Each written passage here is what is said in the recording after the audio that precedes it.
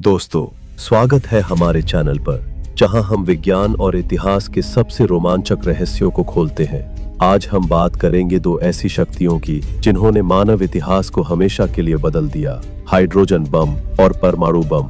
क्या आप जानते हैं कि ये दोनों बम कितने अलग हैं? इनकी शक्ति, टेक्नोलॉजी और दुनिया पर प्रभाव में क्या अंतर है? इस वीडियो में हम गहराई से जानेंगे इनके पीछे का विज्ञान, इतिहास और विनाशकारी प्रभाव। तो तैयार हो जाइए एक ऐसी यात्रा के लिए जो आपको हैरान कर देगी। वीडियो शुरू करने से पहले चैनल को सब्सक्राइब करें। चलिए शुरू करते हैं। परमाणु बम, जिसे हम अक्सर एटम बम कहते हैं, एक ऐसा हथियार है जो परमाणु विखंडन की प्रक्रिया पर काम करता है। लेकिन ये विखंडन क्या है? सरल शब्दों में, जब एक भारी परमाणु जैसे यूरेनियम 235 या प्लूटोनियम 239 को तोड़ा जाता है तो वह भारी मात्रा में ऊर्जा छोड़ता है। यह ऊर्जा इतनी जबरदस्त होती है कि एक छोटा सा बम पूरे शहर को तबाह कर सकता है। जैसा कि 1945 में अमेरिका ने द्वितीय विश्व युद्ध के दौरान जापान के हिरोशिमा और नागासाकी पर 2 परमाणु बम गिराए, लिटिल बॉय और फैट मैन। लिटिल बॉय ने हिरोशिमा में करीब 1,40,000 लोगों की जान ली, जबकि फैट मैन ने नागासाकी में 74,000 लोगों को प्रभावित किया। इन बमों की शक्ति 15 से 20 किलोटन TNT के बराबर थी, लेकिन परमाणु बम की टेक्नोलॉजी सिर्फ शुरुआत थी। परमाणु बम का डिजाइन अपेक्षाकृत सरल होता है। इसमें एक क्रिटिकल मास बनाया जाता है, जिसके बाद विखंडन की श्रृंखला प्रतिक्रिया शुरू हो जाती है। यह प्रतिक्रिया सेकंड के अंश में अनगिनत परमाणुओं को तोड़ देती है, जिससे भयानक ऊर्जा निकलती है। लेकिन परमाणु बम की शक्ति सीमित थी और वैज्ञानिकों ने जल्द ही एक और खतरनाक हथियार की खोज शुरू की, हाइड्रोजन बम। हाइड्रोजन बम, जिसे थर्मोन्यूक्लियर बम भी कहते हैं, परमाणु बम से कई गुना शक्तिशाली होता है। ये परमाणु संलयन की प्रक्रिया पर काम करता है। संलयन वो प्रक्रिया है जो हमारे सूर्य को शक्ति देती है। इसमें हल्के परमाणु जैसे हाइड्रोजन के आइसोटोप आपस में मिलकर एक भारी परमाणु बनाते हैं और इस दौरान अकल्पनीय ऊर्जा निकलती है। हाइड्रोजन बम को सक्रिय करने के लिए पहले एक परमाणु बम का विस्फोट चाहिए, जो इतना ताप और दबाव पैदा करता है कि संलयन शुरू हो सके। 1952 में अमेरिका ने पहला हाइड्रोजन बम टेस्ट किया, जिसे आईवी माइक कहा गया।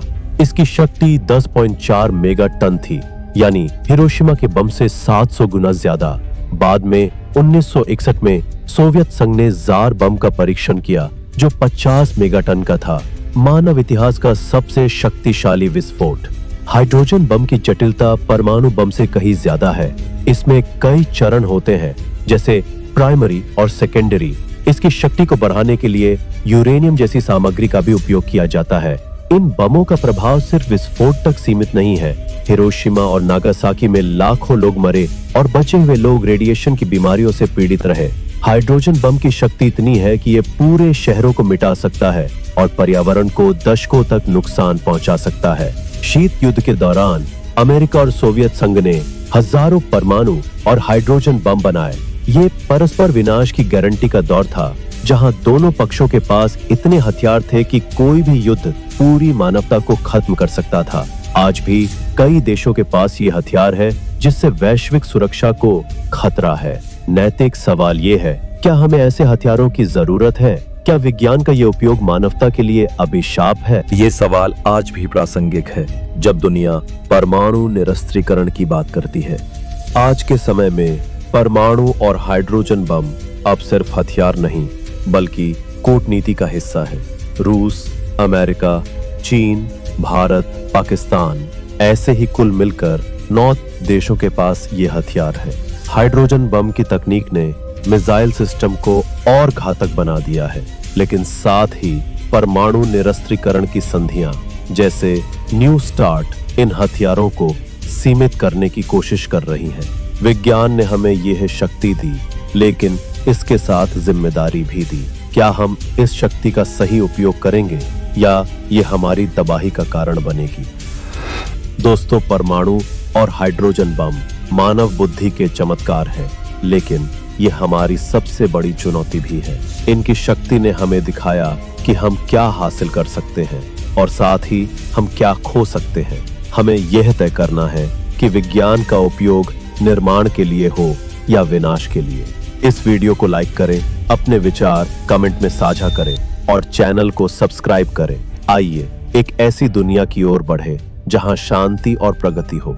मिलते हैं अगले वीडियो में।